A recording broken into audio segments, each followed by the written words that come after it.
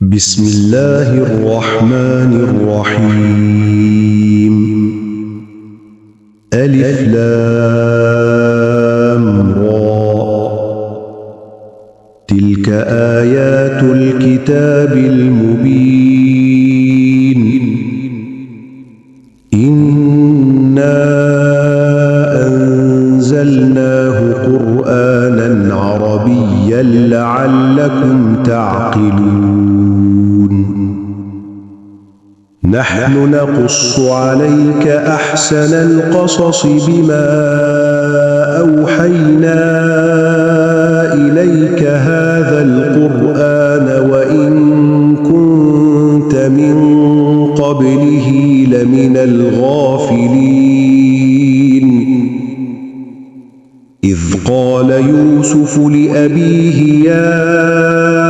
أبت إني رأيت 11 كوكبا والشمس والقمر رأيتهم لي ساجدين. قال يا بني لا تقصص رؤياك على إخوتك فيكيدوا لك كيدا وإن الشيطان للإنسان عدو مبين.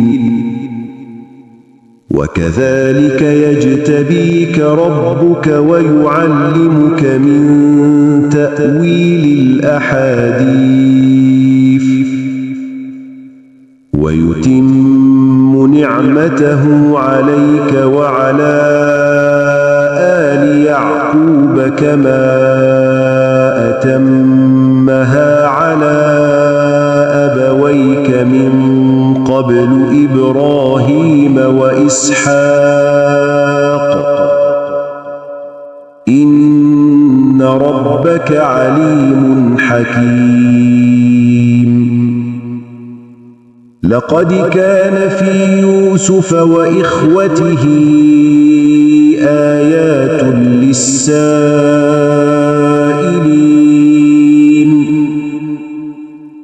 إذ قالوا ليوسف وأخوه أحب إلى أبينا منا ونحن عصبة إن أبانا لفي ضلال مبين. اقتلوا يوسف أو اطرحوه أرضا يخل لكم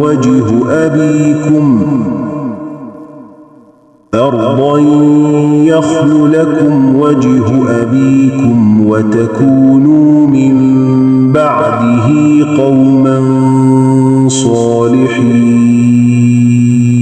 قال قائل منهم لا تقتلوا يوسف وألقوه في غيابة الجب يلتقطه بعض السيارة إن كنتم فاعلين. قالوا يا أبانا ما لك لا تأمنا على يوسف وإنا له لناصحون. أرسله معنا غدا يرتع ويلعب وإنا له لحافظون. قال إني ليحزنني أن تذهبوا به وأخاف أن يأكله الذئب وأنتم عنه غافلون. قالوا لئن أكله الذئب ونحن عصبة إنا إذا لخاسرون. فلما ذهبوا به وأجمعوا أن يجعلوه في غيابة الجب وأوحينا إليه لتنبئنهم بأمرهم هذا وهم لا يشعرون. وجاءوا أباهم عشاء أن يبكون قالوا يا أبانا إنا ذهبنا نستبق وتركنا يوسف عند متاعنا فأكله الذئب وما أنت بمؤمن لنا ولو كنا صادقين وجاءوا على قميصه بدم كذب قال بل سولت لكم أنفسكم أمرا فصبر جميل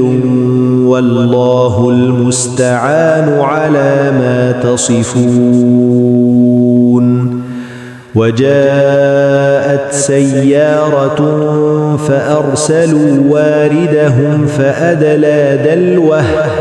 قال يا بشرى هذا غلام وأسروه بضاعة والله عليم بما يعملون وشروه بثمن بخس دراهم معدودة وكانوا فيه من الزاهدين وقال الذي اشتراه من مصر لامرأته أكرمي مثواه عسى أن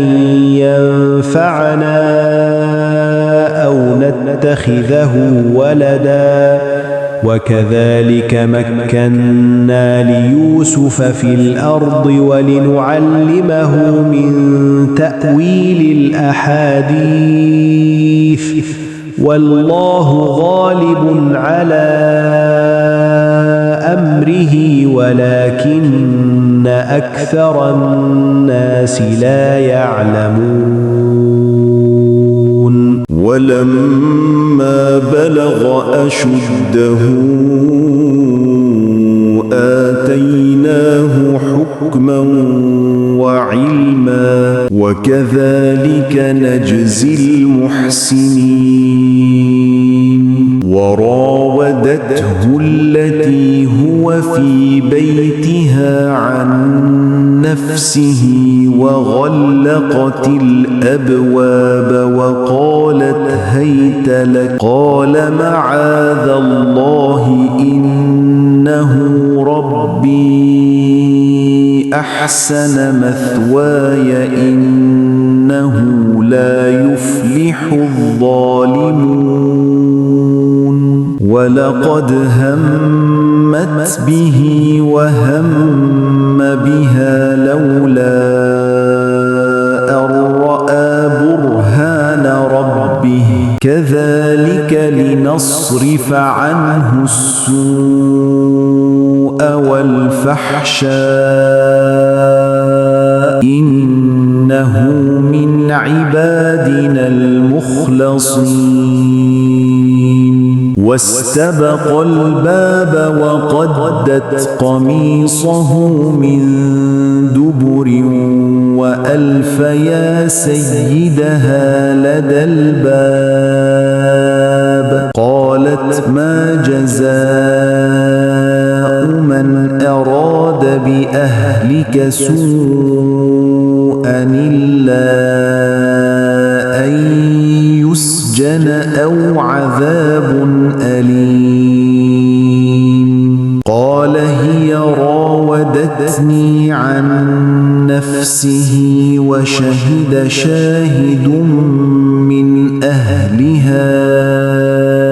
إن كان قميصه قد من قبل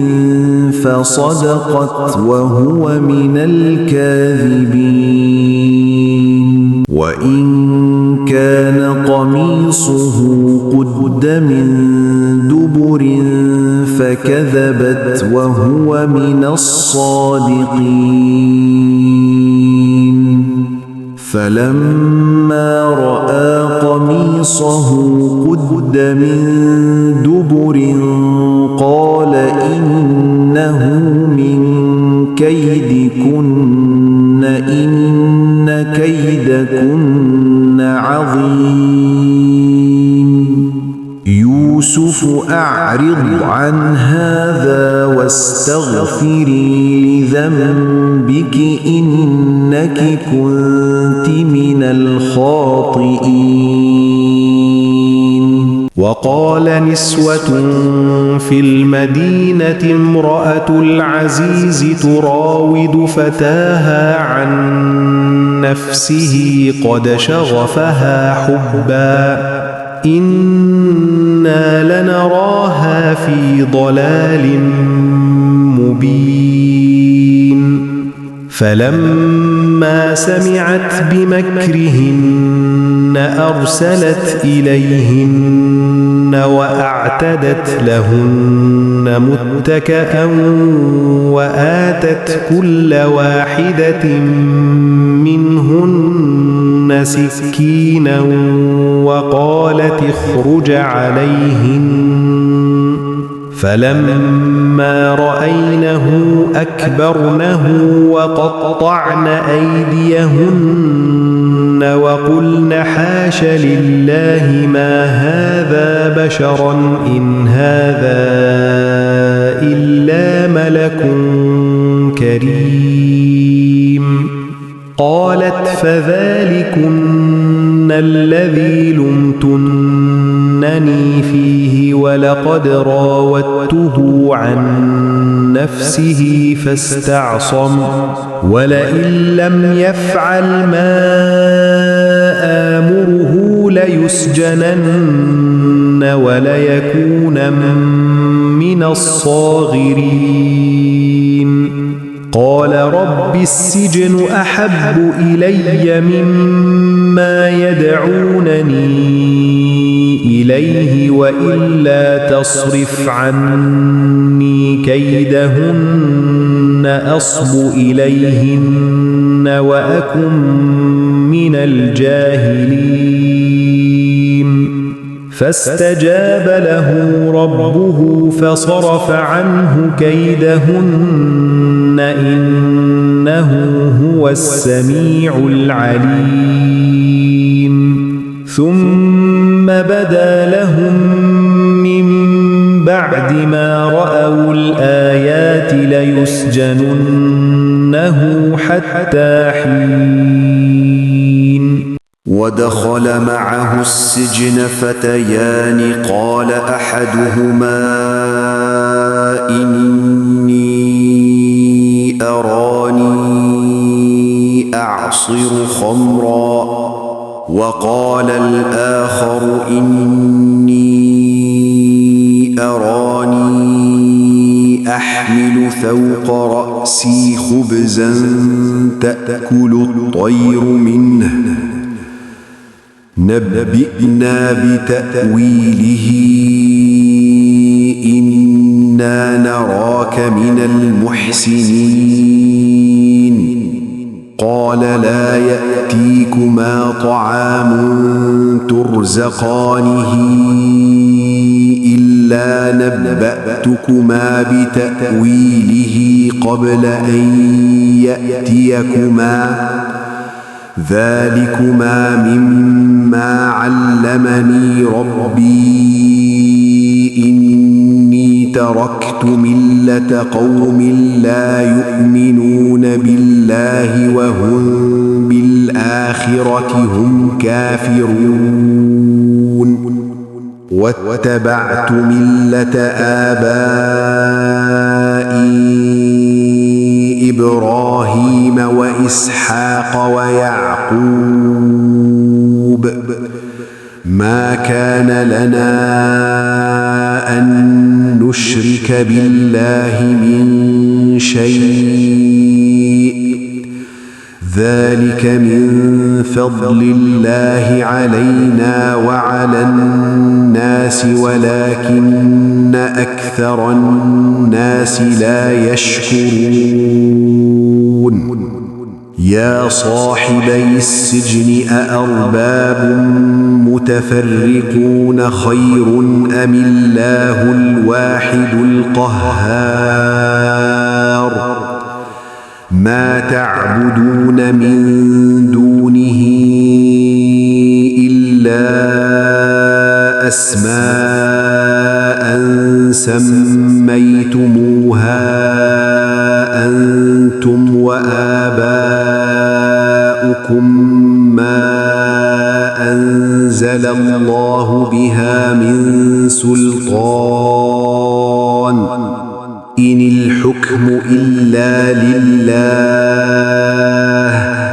أمر ألا تعبدوا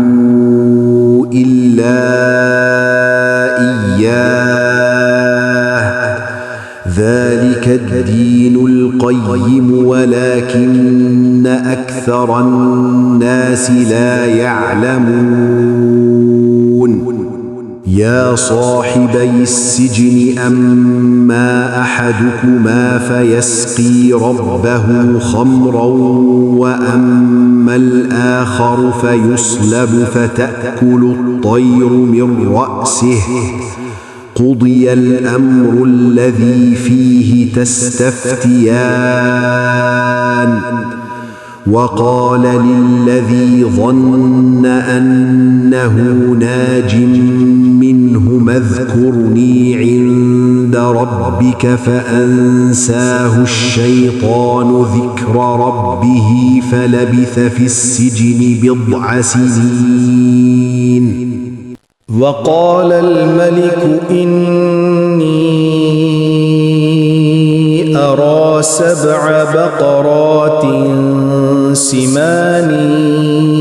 يأكلهن 7 عجاف و7 سنبلات خضر وأخر يابسات يا أيها الملأ أفتوني في رؤياي إن كنتم للرؤيا تعبرون قالوا أضغاث أحلام وما نحن بتأويل الأحلام بعالمين وقال الذي نجا منهما وادكر بعد أمة أنا أنبئكم بتأويله فأرسلون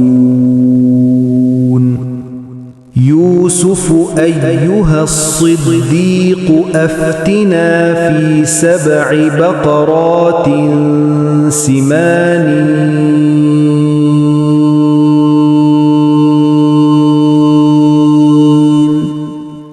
قال تزرعون 7 سنين دأبا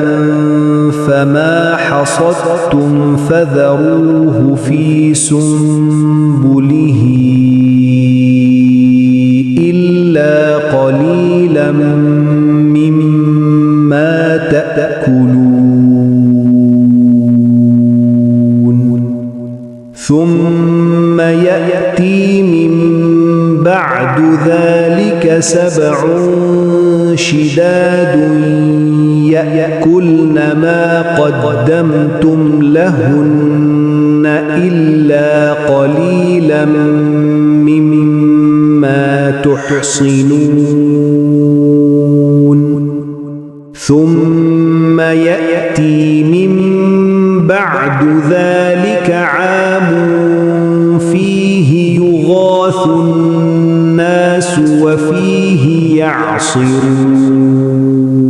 وقال الملك ائتوني به فلما جاءه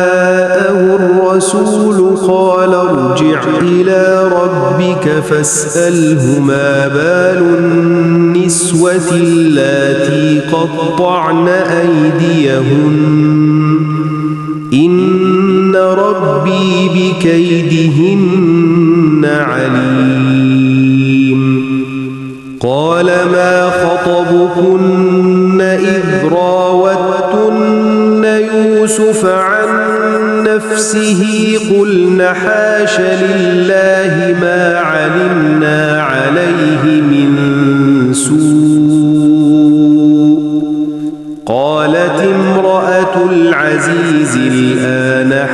فاصحص الحق أنا راودته عن نفسه وإنه لمن الصادقين ذلك ليعلم أني لم أخنه بالغيب وأن الله لا يهدي كيد الخائنين وما أبرئ نفسي إن النفس لأمارة بالسوء إلا ما رحم ربي إن ربي غفور رحيم وقال الملك ائتوني به أستخلصه لنفسي فلما كلمه قال إنك اليوم لدينا مكين أمين قال اجعلني على خزائن الأرض إني حفيظ عليم وكذلك مكنا ليوسف في الأرض يتبوأ منها حيث يشاء نصيب برحمتنا من نشاء ولا نضيع أجر المحسنين ولأجر الآخرة خير للذين آمنوا وكانوا يتقون وجاء إخوة يوسف فدخلوا عليه فعرفهم وهم له منكرون ولما جهزهم بجهازهم قال ائتوني بأخ لكم من أبيكم ألا ترون أني أوفي الكيل وأنا خير المنزلين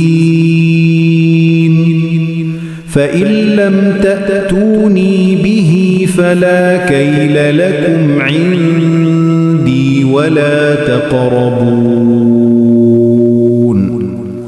قالوا سنراود عنه أباه وإنا لفاعلون وقال لفتيانه اجعلوا بضاعتهم في رحالهم لعلهم يعرفونها إذا انقلبوا إلى أهلهم لعلهم يرجعون فلما رجعوا إلى أبيهم قالوا يا أبانا منع منا الكيل فأرسل معنا أخانا نكتل وإنا له لحافظون قال هل آمنكم عليه إلا كما أمنتكم على أخيه من قبل فالله خير حافظا وهو أرحم الراحمين ولما فتحوا متاعهم وجدوا بضاعتهم ردت إليهم قالوا يا أبانا ما نبغي هذه بضاعتنا ردت إلينا ونمير أهلنا ونحفظ أخانا ونزداد كيل بعير ذلك كيل يسير قال لن أرسله معكم حتى تؤتوني موثقا من الله لتأتونني به إلا أن يحاط بكم فلما آتوه موثقهم قال الله على ما نقول وكيل وقال يا بني لا تدخلوا من باب واحد وادخلوا من أبواب متفرقة وما أغني عنكم من الله من شيء إن الحكم إلا لله عليه توكلت وعليه فليتوكل المتوكلون ولما دخلوا من حيث أمرهم أبوهم ما كان يغني عنهم من الله من شيء إلا حاجة في نفس يعقوب قضاها وإنه لذو علم لما علمناه ولكن أكثر الناس لا يعلمون ولما دخلوا على يوسف آوى إليه أخاه قال إني أنا أخوك فلا تبتئس بما كانوا يعملون فلما جهزهم بجهازهم جعل السقاية في رحل أخيه ثم أذن مؤذن أيتها العير إنكم لسارقون قالوا وأقبلوا عليهم ماذا تفقدون قالوا نفقد صواع الملك ولمن جاء به حمل بعير وأنا به زعيم قالوا تالله لقد علمتم ما جئنا لنفسد في الأرض وما كنا سارقين قالوا فما جزاؤه إن كنتم كاذبين قالوا جزاؤه من وجد في رحله فهو جزاؤه كذلك نجزي الظالمين فبدأ بأوعيتهم قبل وعاء أخيه ثم استخرجها من وعاء أخيه كذلك كدنا ليوسف ما كان ليأخذ أخاه في دين الملك إلا أن يشاء الله نرفع درجات من نشاء وفوق كل ذي علم عليم قالوا إن يسرق فقد سرق أخ له من قبل فأسرها يوسف في نفسه ولم يبدها لهم قال أنتم شر مكانا والله أعلم بما تصفون قالوا يا أيها العزيز إن له أبا شيخا كبيرا فخذ أحدنا مكانه إنا نراك من المحسنين قال معاذ الله أن نأخذ إلا من وجدنا متاعنا عنده إنا إذا لظالمون فلما استيئسوا منه خلصوا نجيا قال كبيرهم ألم تعلموا أن أباكم قد أخذ عليكم موثقا من الله ومن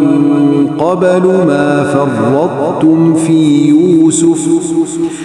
فلن أبرح الأرض حتى يأذن لي أبي أو يحكم الله لي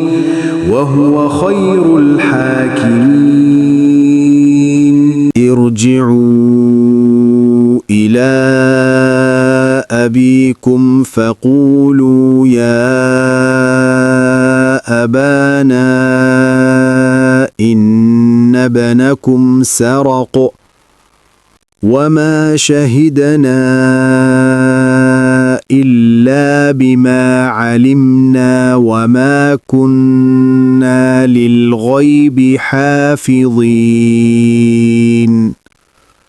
واسأل القرية التي كنا فيها والعير التي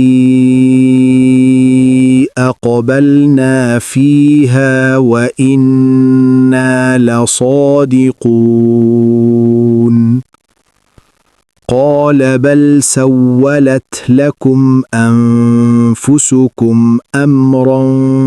فصبر جميل عسى الله أن يأتيني بهم جميعا إنه هو العليم الحكيم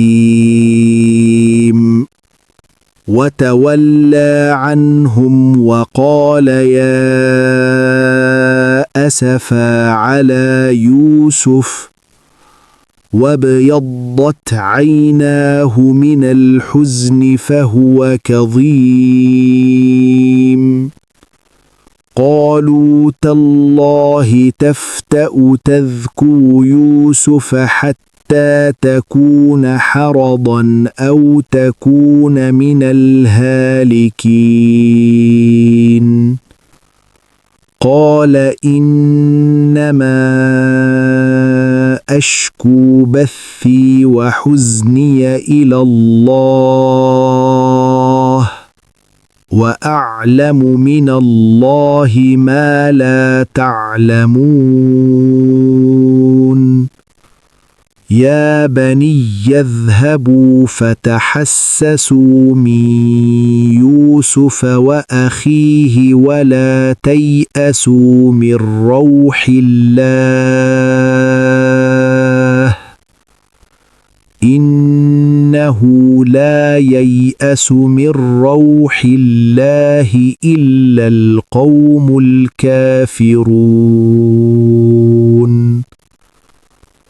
فلما دخلوا عليه قالوا يا أيها العزيز مسنا وأهلنا الضر وجئنا ببضاعة مزجاة فأوف لنا الكيل وتصدق علينا إن الله يجزي المتصدقين قال هل علمتم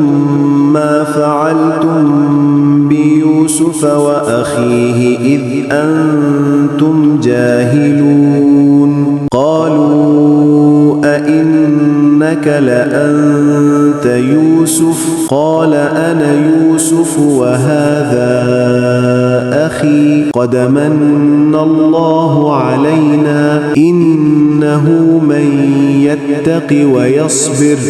فإن الله لا يضيع أجر المحسنين قالوا تالله لقد آثرك الله علينا وإن كنا لخاطئين قال لا تثريب عليكم اليوم يغفر الله لكم وهو أرحم الراحمين اذهبوا بقميصي هذا فألقوه على وجه أبي يأت بصيرا وأتوني بأهلكم أجمعين ولما فصلت العير قال أبوهم إني لأجد ريح يوسف لولا أن تفندون قالوا تالله إنك لفي ضلالك القديم فلما أن جاء البشير ألقاه على وجهه فارتد بصيرا قال ألم أقل لكم إني أعلم من الله ما لا تعلمون قالوا يا أبانا استغفر لنا ذنوبنا إنا كنا خاطئين قال سوف أستغفر لكم ربي إنه هو الغفور الرحيم فلما دخلوا على يوسف آوى إليه أبويه وقال ادخلوا مصر إن شاء الله آمنين ورفع أبويه على العرش وخروا له سجدا وقال يا أبت هذا تأويل رؤياي من قبل قد جعلها ربي حقا وقد أحسن بي إذ أخرجني من السجن وجاء بكم من البدو من بعد أن نزغ الشيطان بيني وبين إخوتي إن ربي لطيف لما يشاء إنه هو العليم الحكيم رب قد آتيتني من الملك وعلمتني من تأويل الأحاديث فاطر السماوات والأرض أنت وليي في الدنيا والآخرة توفني مسلما وألحقني بالصالحين